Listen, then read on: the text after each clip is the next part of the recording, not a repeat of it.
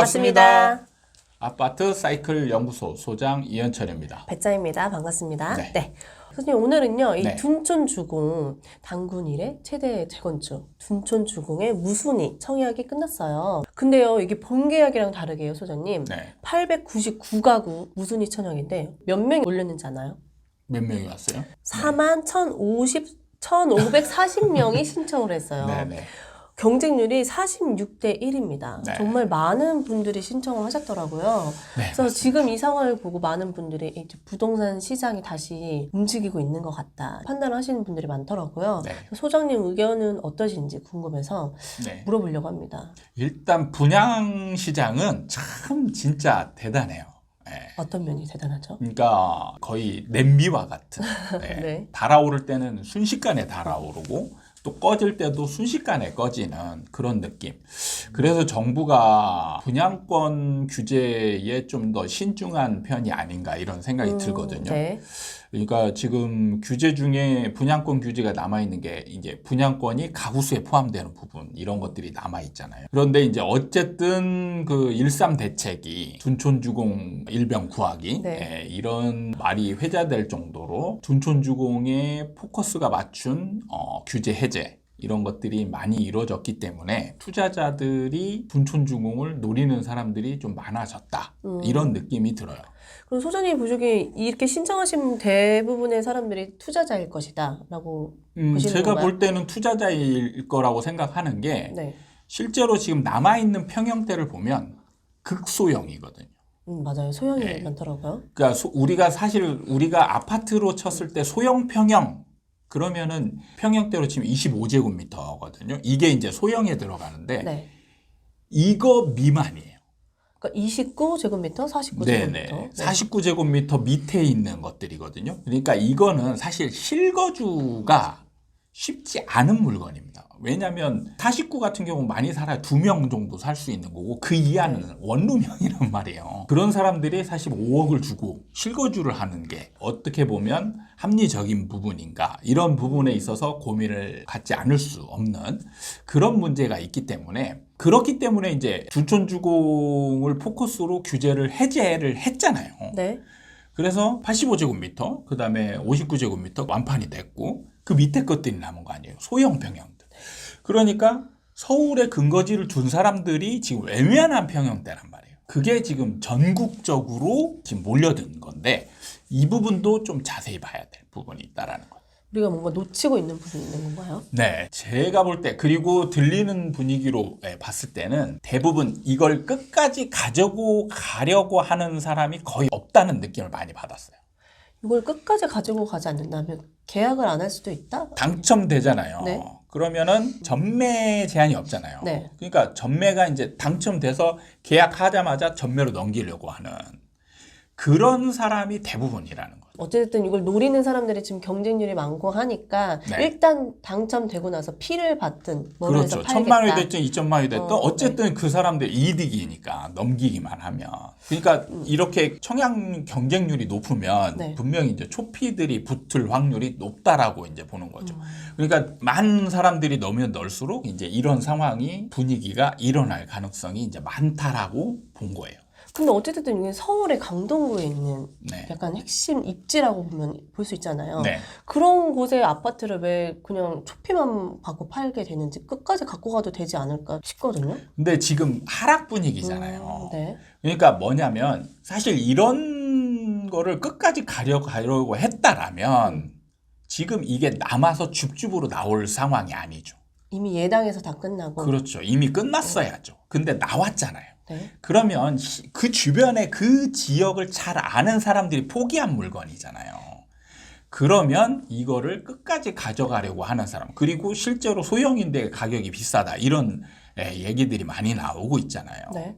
그런 평가들이 나오고 있기 때문에 실제로 실거주를 하기 위한 물건들은 어느 정도 팔렸고 실거주를 하기가 어려운 물건들 그러니까 아무리 입지가 좋아도 실제로 그 안의 환경 그러니까 소위 너무 극소형들이라는 거죠. 그런 것들이 실거주를 어렵게 만드는 요인들이 되기 때문에 그래서 지금 분위기상으로는 하락 분위기도 어느 정도 있고 했을 때 단타를 노리는 투자자들이 많을 거라는 예상입니다.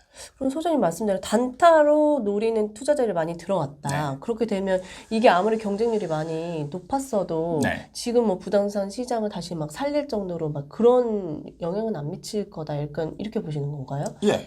저는 이제 그렇게 보는 게 일단 둔촌 주공만 분위기 몇 군데만 지금 분양 현장 분위기만 괜찮은 듯한 모양을 보이지 네. 이게 다른 지역들의 분위기는 아직도 하락 분위기거든요. 문제는 또 이게 있어요. 지금 둔촌 주공 자체만의 문제가 또 있습니다. 바로 이제 입법 문제인데 뭐냐면 전매 제한이 풀렸어요. 네. 근데 문제는 실거주 제한이 실거주를 지금 안 해도 되느냐 해야 되느냐 입법 문제가 있어요. 이게 아직 다 통과는 되지 않은 상황인 거군요. 그렇죠. 이제 정부에서 1.3 대책으로 실거주 제한을 풀겠다라고 했는데 이거는 입법 사항이거든요. 법이 개정이 돼야 되는 문제가 있고 그다음에 취득세 중과도 입법 문제. 그래서 이걸로 풀려야 되는데 만약에 지금은 완전히 안 된다, 된다 확정된 상황이 아니에요.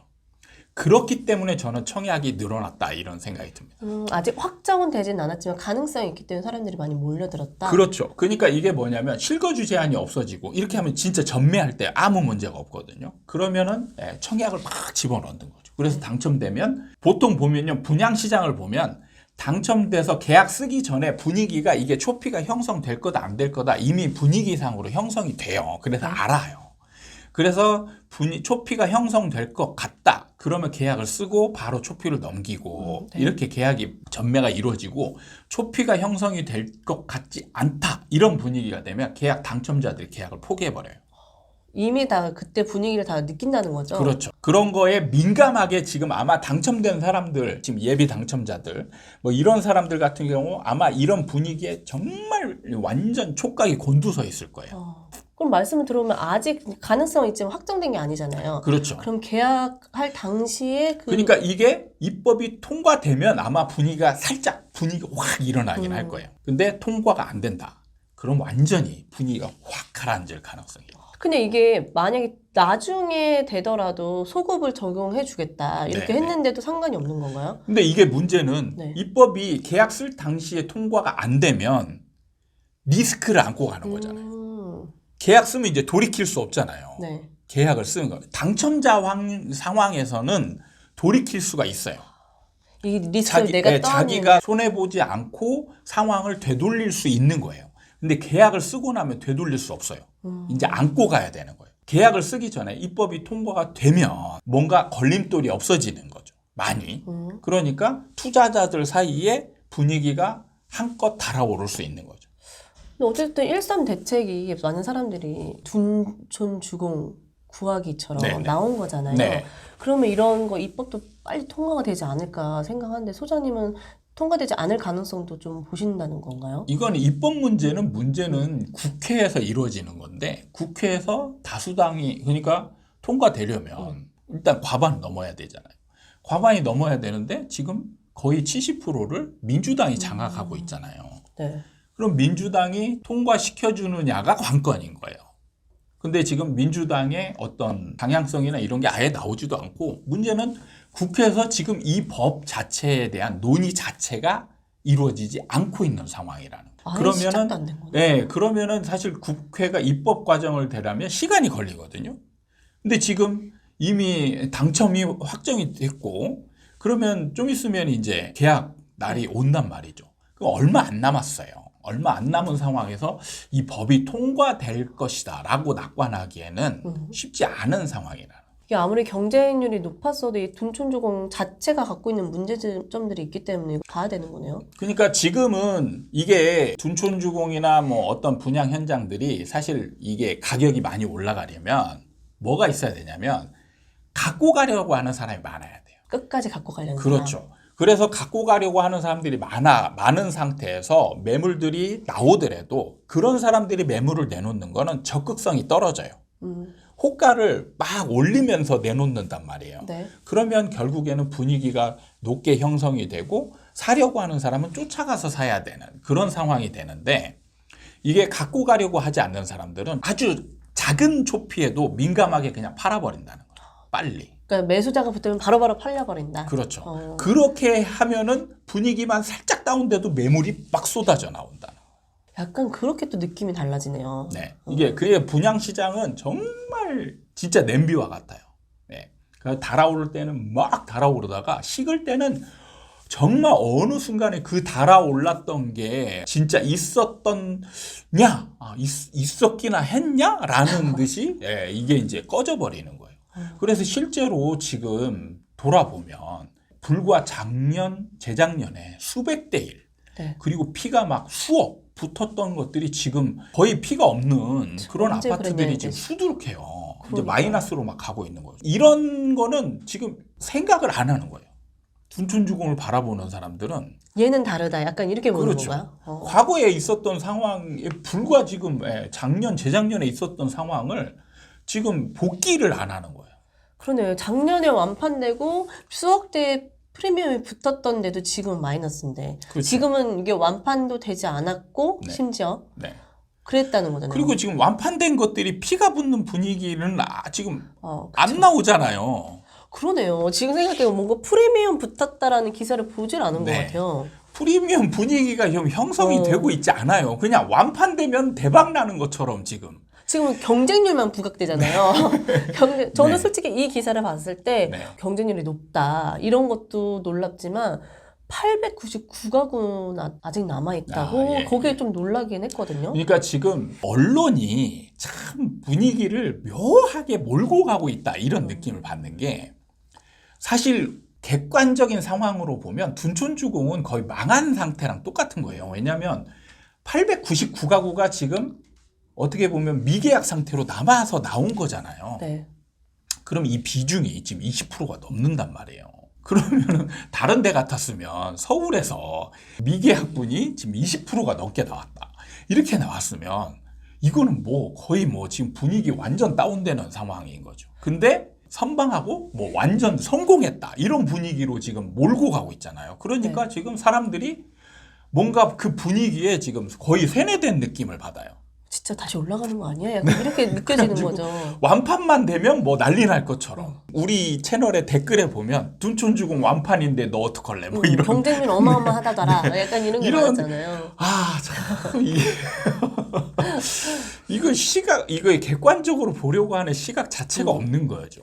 근데 이게 약간 기사 자체가 뭔가 객관적이지 않으니까 네. 받아들이는 사람도 그렇게 되는 것 같아요. 그러니까 언론이 지금 그런 분위기로 지금 몰고 가고 있는 거예요. 그러니까 언론이 기레기란 얘기를 들리는 게 지금 객관적으로 뭔가를 쓰는 게 아니고 논조 자체가 그거예요. 뭔가 올라갈 것 같은 분위기로 막 기사를 써내고 있는 거죠. 논점을 들어보면 이게 899가구에 많은 사람들이 몰렸고 계약을 해봐야 이제 나오는 거죠. 그러면 계약이 다 됐을 경우와 네. 계약이 다 안 됐을 경우에의 시장 상황에 뭔가 좀 차이가 있을까요? 저는 사실 큰 차이는 없을 거라고 보는데, 이제 그 당사자들은 조금 차이가 있을 수 있죠. 계약이 당첨된 사람들. 그렇죠. 계약도 완판이 된다. 완판이 된다. 그러면은 조금 계약 쓴 사람들이나 그 주변 사람들은 와, 뭐 이런 분위기가 조금은 어느 정도, 일정 정도 기간은 형성될 수도 있다. 그런데 그것뿐이다. 왜냐하면 지금 둔촌주공만 지금 그리고 그거를 둘러싼 송파구와 강동구만 약간 지금 분위기가 달아올라 있지 다른 지역은 전혀 지금 상승 분위기가 없거든요. 전에도 영상을 찍었지만 지금 다른 지역은 최저가로 지금 내놔서 팔려고 해도 손님이 없는 상황들이 꽤 많아요.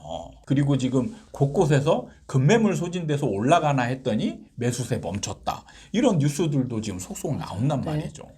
그러니까 지금 둔촌주공 하나가 시장 전체를 바꿀 수는 없는 거예요. 그것도 둔촌주공이 막 성황리 완전히 끝나가지고 피가 막 1, 2억 붙고 이런 상황이어도 사실 시장 전체를 바꾸기가 어려운데 지금 완판만 됐지 피가 안 붙는 상황에서 그게 무슨 시장을 바꿀 거다 이렇게 보는 거는 너무 지금 상황을 왜곡시켜서 보는 거죠. 그러면 계약이 안 됐을 경우는 어떨까요? 안 됐을 경우에는 이제 심각한 상황으로 가는 거죠. 분위기가.